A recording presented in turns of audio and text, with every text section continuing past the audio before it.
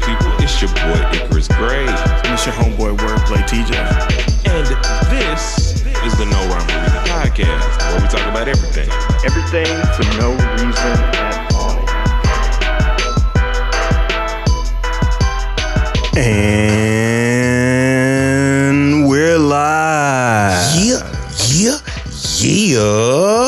We're back. What's good, people? It's your boy Icarus Gray. And it's your homeboy Wordplay TJ. And this is the No Rhyme or Reason podcast, where we talk about everything. Everything for no reason at all. Happy birthday to me. Okay.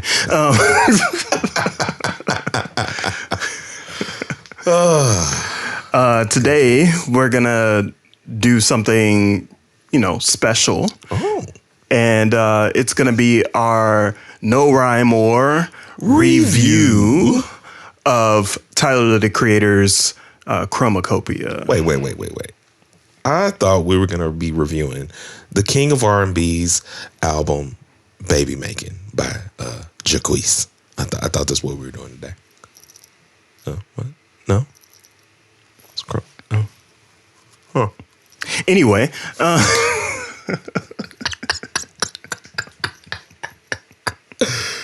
Yes, sir. Back to the topic at hand. On Tyler's Chromokopia, we're going to be doing our themes, our production conversation, our favorite song from the album, and our overall rating, our arbitrary rating of the album. So I'm really excited to talk about this. People are really praising this album. Mm-hmm. They're praising the rollout. They're praising a lot of his creative choices. So in this conversation, we're going to discuss a lot of that. And then we're going to kind of wrap it up and give our ultimate review of this album. So let's go ahead and get into it with the themes. And you should go ahead and leave a comment down in the comment section based off of the themes that you're thinking about and the other portions of this segment that we discuss. So on themes, let's just jump off the billboard here. The highest point of the tower. We're going into another album that I think is introspective, but it's like opening your third eye. It's a heightened sense of creativity. See what I did there? No. Creativity. But it's like him taking all of those things and like cultivating an album that is the best self-expression I think I've seen in years. Yeah. So on the album, his mom, Bonita Smith, narrates and jumps in and talks a lot about a lot of the really inspiring things that she says to Tyler over the years. And I thought that was a really great touch. So to your point, there is that introspection. There is that deep reflection that we have seen during COVID for a lot of artists. And he's finally ready to release it because I believe since COVID, he has released a few albums, but hasn't been as deep and reflective as his fans or even passive listeners would expect him to be. I also like the fact that he dropped again characters. That was a big theming thing for him, is creating albums with a character and being that character. But separating himself from that and reaching a certain level of maturation continuously shows just how well-rounded he is as an artist. Well, when the visuals come out, do you think that that's not some type of character? You know what I mean? Yeah, but I think it's more so like it's a visual representation versus what he would have normally done with an Igor or a Wolf or those kind of albums. Yeah. It ultimately the album does have a protagonist. It's the Saint Chroma from the opening track. So it seems like that character is a lot more mature than what it has been in the past. Yeah. And I'm very appreciative of that as a listener, because for me, for a very long time, the theming was always they were just the black jackass, i.e., our Future was. Mm-hmm. And he has matriculated into someone who understands perception, and he wields it very well, especially on this album, kind of like carteling it into, like, I'm not trying to go all super duper crazy left and right. Everything that I speak on in this album, whether I'm yelling, whispering, whether I'm, using Daniel Caesar with these like gospel like tones, are grounded in his mother's, direction. I think that him being comical and a hyperbolized version of himself, including the folks from Odd Future, we've talked about this before. We're now seeing the maturation of all of Odd Future. Yeah. Earl has jumped back into the conversation on social media with a clip of a song that he just popped out with. Who is it on? Who just won an Emmy? I know who you're talking about. It's not Jasper, is it? It might be Jasper, because it's not. Well, it's clearly not Frank. And it ain't Sid, so we'll see as we do a little bit of research here. Anyway, I think the point that I'm trying to make is that the folks from it's Lionel Boyce from Odd Future won an Emmy for being in The Bear, right? The Bear, right? But we're seeing the maturation of the entire crew, turn into adults, and their antics have kept the everyday listener from seeing the depth of their creativity, from seeing the depth of their artistry, and has been a detractor from understanding the true extent of their gifts. Yeah. And so, speaking of those gifts and the extent, I think it's appropriate for us to move into the production. Again, this is your opportunity as a listener to dive into the comment section and tell us more about what you think about that. But what do you think about the production and his maturity? Well, coming off of this theming into the production, it's like they were so married, and Tyler really took his production up to a whole nother level. Because going like from Rah Tah Tah and the Noid and the transitions of using his mother's voice the way that he does, like going from Darling into Hey Jane, I Killed You and Judge Judy, every song feels like a connected story. And like you only can do that if your production is as tight as he has it. Yeah, so people really remark about that. They talk about how the transitions are amazing. Yeah. Like you said, his mom's voice, everything's timed perfectly. And I think it sort of has this connection, or this metaphorical connection to what we see in The Bear, right? Yeah. Like in that show, the art of being a culinary chef and the perfection and the attention to detail that's in that kind of shown in that show shows up in this album. He is now a master chef of his craft. I see what you did there. Because he cooked up. Yeah. Like 1,000% he did. This is amazing. And I didn't even know that Tyler produced 90% of his albums. Because it's insane, the level of detail. Like in my mind, I'm like, there's no way anybody takes this much time to craft transitions, beats, vocal stuff.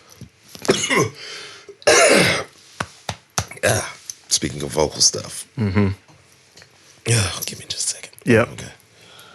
Okay. Icarus Gray just died here for a second.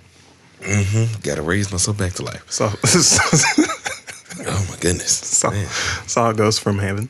And on my birthday, oh Jesus, this is crazy. I thought this was a celebration. Oh man, stay tuned to see if I stay alive. Oh my God. But no, Tyler like put his foot in this, bro. Like I don't. Right. It's obsessive. Like we recently did a view on how he feels about meme rappers, but in that interview, he was talking about like, no, I really am in every part of this artistry, and he showed it with this album. Like that kind of process is one of those where I'm like, I don't know how he sleeps. Yeah. Well, just a few minutes ago, you said nobody. And Yeah, you're right. Good point. See, I died. I came back. I couldn't understand. well, that's the creative process. We don't give enough credit to those folks that dive into the production, Yeah. that dive into the lyricism, that dive into the sequencing and the art and the visuals and the packaging, all of that stuff. Those are all things that Tyler exudes naturally. Yeah. And he's just really good at it. So before we kind of move on to our favorite songs, I really wanted to talk about the rollout, because that was an important part of this packaging as well. So one thing that he did differently is he released all these, these short trailers that were like mini movies of the album, of different songs on the album. But something he did super strategically that was very different from the current trends in music is he released it on a Monday. Yeah. So like, let's just kind of talk about the impacts of releasing an album on a Monday and giving people a week to really digest it and not be worried about first week numbers. It's an artist thing that I wish more artists would do, because the weekend release just leads to quick, unthought of, or not unthought of, but like very low bar thoughts on an album. Giving people time to kind of like marinate with it throughout your week gives you more time to really sit with the album versus being like, well, everybody's off on the weekend. Right. Well, I don't got stuff I want to listen to at work. Right. Oftentimes people say that they miss the Tuesday releases Yeah. for that very fact, right? Like we used to be able to kind of sit with an album before we got to the next weekend to absorb it. And I don't think the music business listens or reads analytics, because No. my analytics always dip on the weekends. That might not happen to Drake, but normal, typical artists that are not in the pop sphere, that are not played during the club or the weekend, those normal artists generally don't pop during the weekend.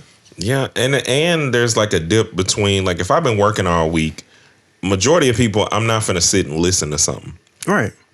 Or at least like the working class people are not finna sit and listen. Right, because I'm trying to relax. I'm trying to go outside. I'm trying to grocery shop. I'm trying to handle my kids. I'm trying to go to church. You know what I mean? So all of those things are important to people on the weekends, and it's sort of like, how Netflix interrupts other types of content or people going out to shows.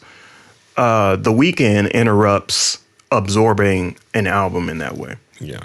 And he was very strategic about his silence and not saying anything for like a little bit, which is the power of silence and just creating your art without feeling like you have to be in a year span rollout mode is a little freeing. So you take some time off is what you mean by silence. Yeah, you take some time off. You don't spend like a year pre-promoting an album. Because I think he started promoting in... It was literally a week before. Yeah. Like you you can do it. Right.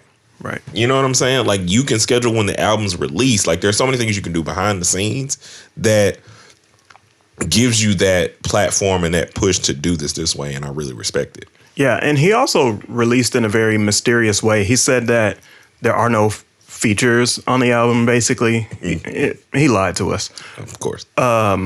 And he lied to us for a good reason, right? Yeah. Oftentimes we look at the features and we're like, "Oh my gosh, I'm so excited for all of these features." Yep. He didn't want our attention to be focused on the people that are highlighted on the album or contribute to the album. Yeah. He just wanted us to listen to the music and then be pleasantly surprised that, you know, Daniel Caesar shows up, Tizo Touchdown, Glorilla, Sexxy Red, Lil Wayne, LaToya Williams, Santa Gold. Yeah. Like, Santa Gold, that was insane. Schoolboy Q, Lola Young, and Doechii. And then, you know, Childish Gambino has some background vocals in there tucked away. I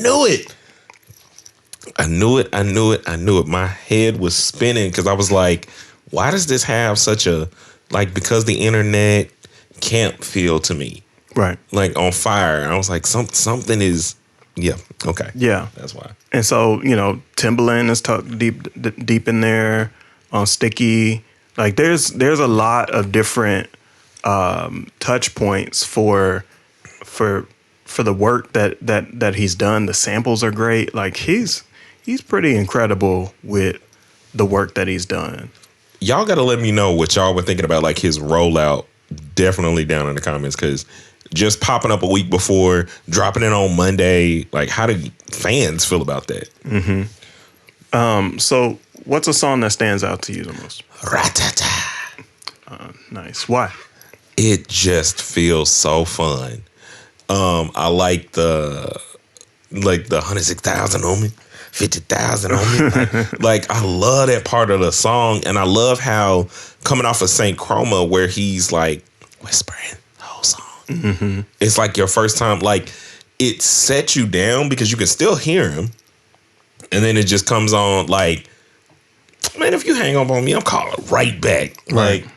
Like, I'm on your head with it, and it's just like, it felt like this duality of, or not even duality, but there was a connection point between how he was like talking about hanging up and calling right back and his intensity on the song. Mm-hmm. Like, the hook is here, it's kind of like the call, but I'm coming right back with another verse. Well, I heard a lot of "You can't F with me," basically. Yes, basically. And even if you tried, you couldn't keep up because, again, I'm doing the production. I'm writing the bars. I'm structuring the album. I'm doing the sequencing. I'm working on the art and the packaging and directing the video. So, like, what you got? Yeah, that's my song though. But what's yours? Mine is Sticky, for some of the same reasons that Rah Tah Tah stands out. It's very Cypher-esque.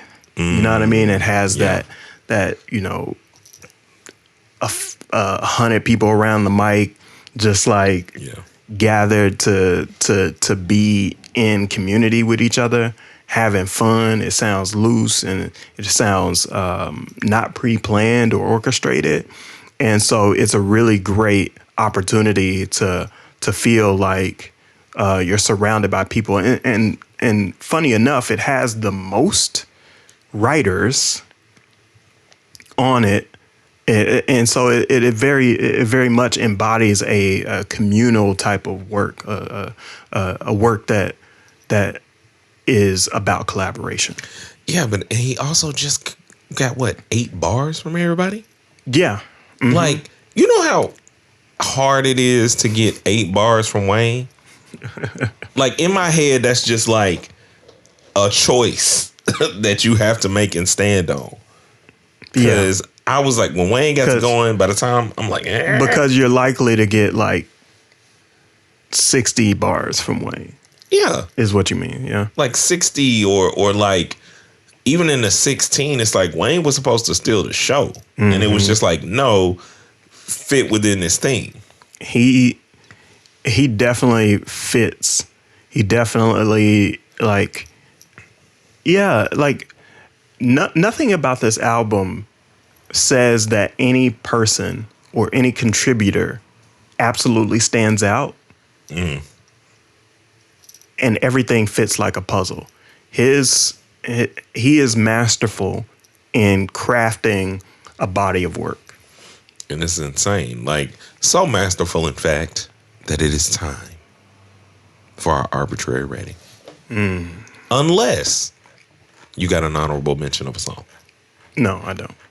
So, we're about to give our ratings. While we're doing that, make sure you're sharing yours down in the comments as well, because you know how we do it. So, what is your arbitrary rating? I'm going to give this 5 out of 5